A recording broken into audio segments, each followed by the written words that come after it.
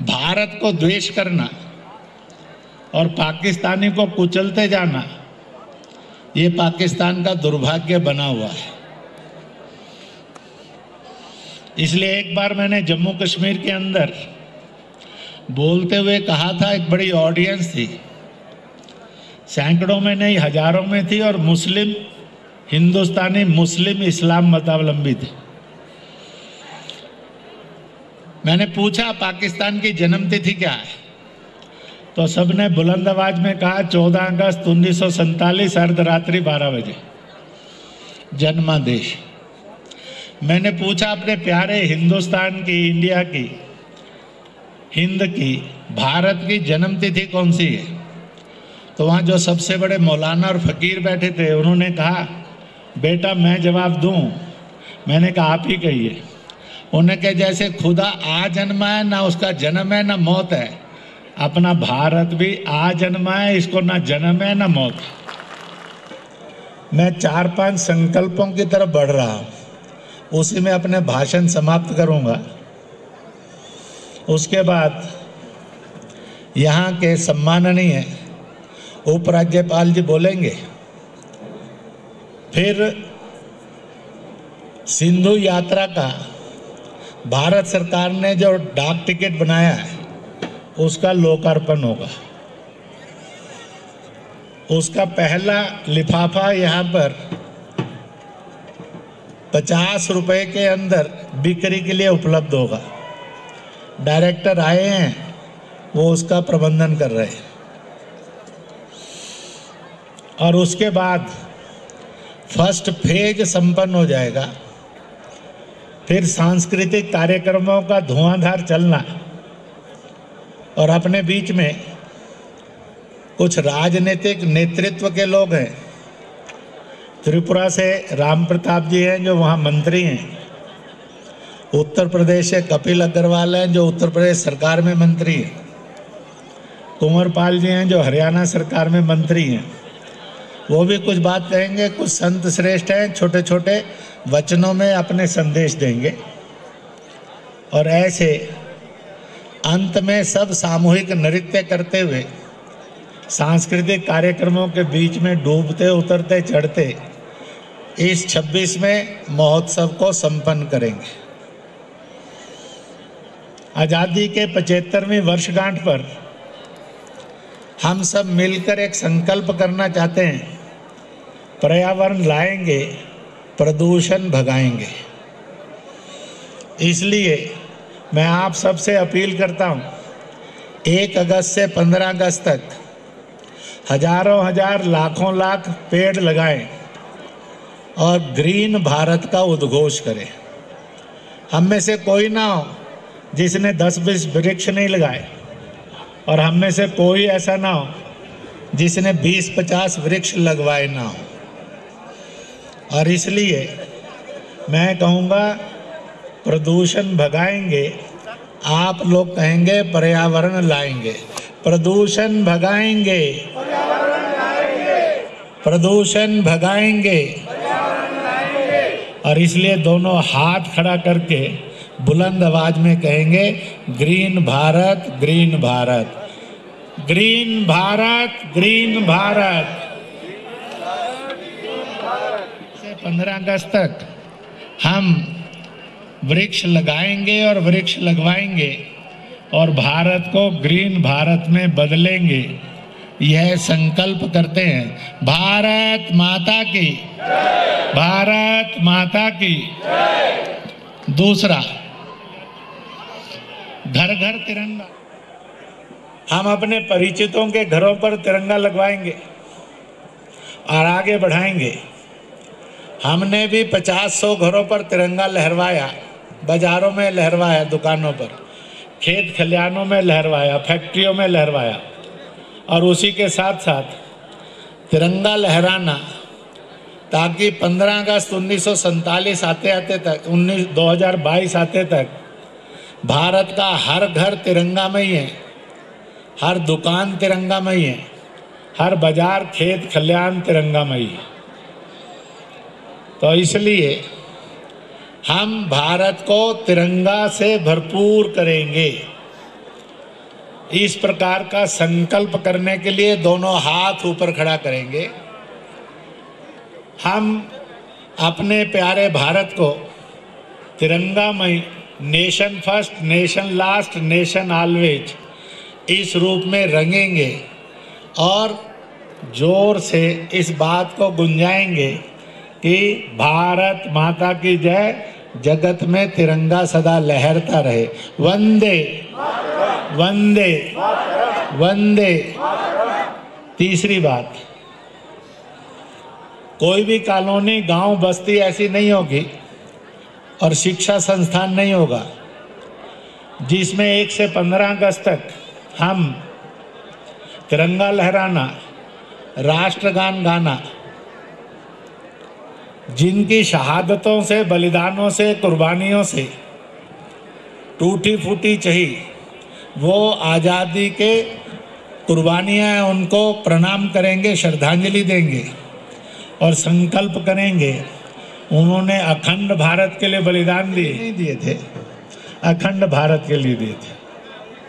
सत्याग्रहियों ने रावी का जल हाथ में लेकर कहा था, संपूर्ण भारत, अखंड भारत, इसके लिए आज़ादी का संघर्ष अधूरी रह गई। पर ये और घटे नहीं, खोया गया मिले। हम दुनिया के अंदर देशों को नष्ट नहीं करना चाहते, पर पड़ोसी दुश्मन बनकर जिए, इसको भी रहने नहीं देना चाहते। हम वो सारे भारत के हिस्से फिर से मित्रवत पड़ोसी, एक अच्छे पड़ोसी के रूप में जिएंगे। और इसलिए इस प्रकार का एक संकल्प जन जन का बने।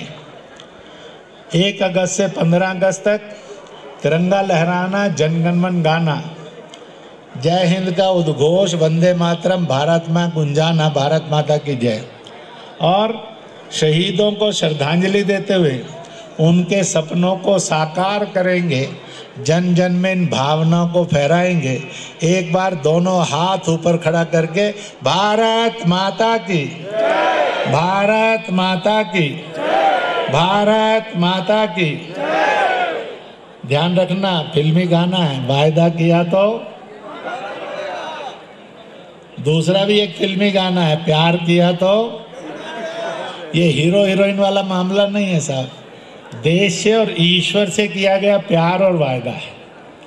तोड़ेंगे तो नरक भोगना पड़ेगा, करेंगे तो स्वर्ग रोक नहीं सकता कोई। इस रूप में हम अपने इस महोत्सव को संपन्न करेंगे। इसी के साथ साथ एक अपील और करता हूँ, और वो ये है, आज भारत में कहीं मजबी देश के नौजवानों को भड़काकर संपत्ति को जलाना और बर्बाद करना है।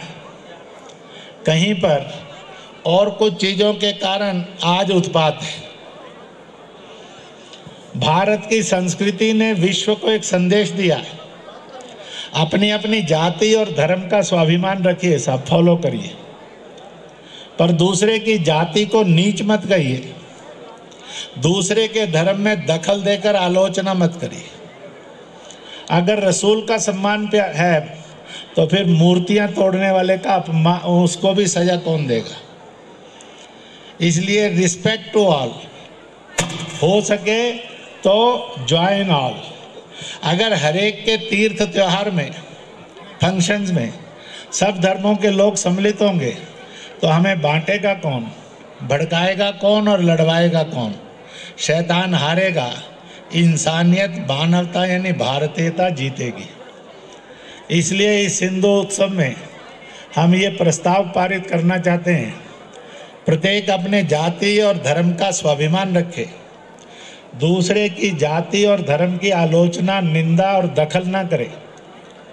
तीसरी बात, बल्कि सबका सम्मान करे, सबको सम्मान दे। चौथी बात, हम ऐसा भारत बनाएंगे जो विश्व का विश्व गुरु था फिर से हो, क्योंकि भारत में ये ताकत है। और इसलिए ईश्वर ऐसी कोई जगह नहीं है जन कन जिसमें नहीं है। When he present at everywhere at every time, तो फिर उसका अपमान नहीं, उसका सम्मान करेंगे। इसलिए मैं इसकी पंक्तियां बोलता हूँ। अपने अपनी जाति और धर्म का स्वाभिमान करिए। किसी भी दूसरे की जाति और धर्म कोशिश हो तो सब धर्मों के तीर्थों में और कार्यक्रम में सम्मिलित होइए, ताकि हम एक भारत थे, एक भारत हैं, फिर से एक भारत होकर गरजेंगे और दुनिया देखेगी कि हमने अपनी आँखों से देखा है, पैरों से बनाया है। एक भारत श्रेष्ठ भारत, महान भारत, विश्व गुरु भारत, इस सपने को हम साकार करेंगे। यह प्रस्ताव इस 26वें महोत्सव पर हम पारित करते हैं। एक बार दोनों हाथ ऊपर खड़ा करके मैं कहूँगा श्रेष्ठ भारत, आप कहेंगे श्रेष्ठ भारत, श्रेष्ठ भारत। मैं कहूँगा महान भारत, आप कहेंगे एक भारत। महान भारत, एक भारत, महान भारत, एक भारत, महान भारत, एक भारत। मैं कहूँगा नफरतें भगाएंगे, आप कहेंगे प्यार जगाएंगे। नफरतें भगाएंगे, प्यार जगाएंगे, नफरतें भगाएंगे, प्यार जगाएंगे। अंत की बड़ी छोटी सी अलग प्रकार की अपील है। घाट भारत सरकार, लद्दाख का प्रशासन, सरकार इसको और अच्छा विकसित करे, ये उनसे निवेदन है। के समय में यह जो सिंधु घाट है ये और अधिक विकसित होगा। मैंने अभी सम्माननीय उपराज्यपाल जी को कहा कि ये जो प्लेटफार्म है इसको 4 फुट ऊंचा उठा दीजिए, तो यात्रियों की तकलीफ ठीक हो जाएगी और जो प्रेस वाले हैं उनका भी संकट हट जाएगा, सबको दूर से कार्यक्रम दिख सकेगा। उन्होंने स्वीकार भी किया है और कौन कौन सी चीज़ें जो यहाँ इम्प्रूव होंगे हों, ताकि पर्यटन बढ़े, लद्दाख की समृद्धि दिन दुगनी रात चौगुनी बढ़ती चली जाए। यहाँ पर धर्मों के सम्मान और सद्भाव की खुशबू जो स्किल का विकास करने के लिए, रोजगार युक्त करने के लिए 4-5 प्रोजेक्ट चलते, आने जाने वाले सस्ते भाव में रहते भी, परंतु अब वहाँ का दूसरा प्रकल्प शुरू होने वाला है और वो है लद्दाख की सारी सांस्कृतिक धरोहर और सिंधु घाटी की सभ्यता की धरोहर, इसका एक छोटा म्यूजियम वहाँ बनाने की और एक सभागार, ताकि लद्दाख से एक भारत, महान भारत, श्रेष्ठ भारत, इसका संदेश लद्दाख की मिट्टी से, लद्दाख की संस्कृति से, लद्दाख की जनता से देश को मिले और विदेशियों को भी मिले। ऐसा एक दूसरा चरण इस बार से करेंगे। अभी शुरू नहीं करना, परंतु कार्यक्रम का फर्स्ट हाफ होने के बाद जो उसके लिए कुछ देना चाहते हैं उन सब का सादर निमंत्रण है। और मैं आयोजकों को, विशेष अतिथियों को, अपने संत वृंदगणों को, अपने प्रशासनिक और यहाँ के अन्य अधिकारियों को और देश के आए हुए भाई और बहनों को बहुत बहुत बधाई देता हूँ कि सब ने बड़े सुख के साथ, आनंद के साथ 26वें महोत्सव को मनाया है और हम पर श्रेष्ठ जनों की जो आशीर्वाद आएगा वह हमारे लिए पुण्य धरोहर होगी।